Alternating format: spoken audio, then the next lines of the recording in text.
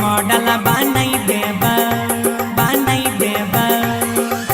गौरव के मॉडल बनाई देबा। नया नया गाना पर वीडियो बना के गे हमारा देखा। नया नया गाना पर वीडियो बना के गे कमर हिला। बनसी के मॉडल बनाई देबा संग में गाना बनवाई देबा। मार्केट में बजावाई देबा सुन लगे संग में वीडियो बनवाई देबा। नया नया गाना पर वीडियो बना के तनी हमारो देखा। हे गई नया नया गाना पर वीडियो बना के तनी हमारा देखा। गौरव के मॉडल बनाई देबा संग में वीडियो बनवाई देबा।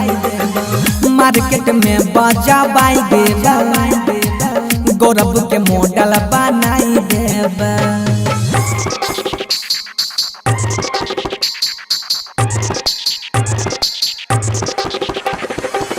बनसी के मॉडल बनाई देबा गौरव के मॉडल बनाई देबा।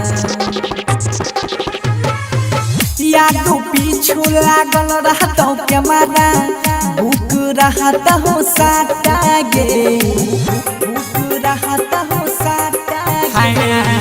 बनसी घर में सटल रहबे डार्लिंग बुक रहता साटा गे।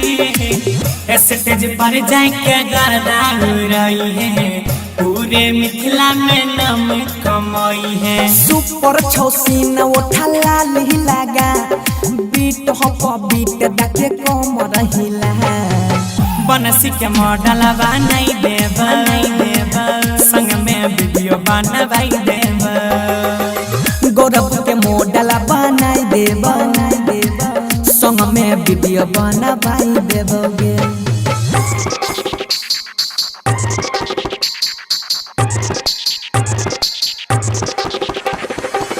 बनसी के मॉडल बनाई देबा गौरव के मॉडल बनाई देबा। हाँ गजब के मेहतर लागल लेहजर लाइट कैमरा न फोकसाया उठा गे कैमरा न फोकसाया सुनिले मिलियन में जाय लगता भियो पब्लिक नहीं करता डाउट गे। छौड़ा सब संग में फोटो खिंचाइता व्हाट्सएप पर स्टेटस लगाइता। अरुण मनीष से बात चला नया एल्बम के पता लगा। गौरव के मॉडल बनाई देबा संग में वीडियो बनवाई देबा। बनसी के मॉडल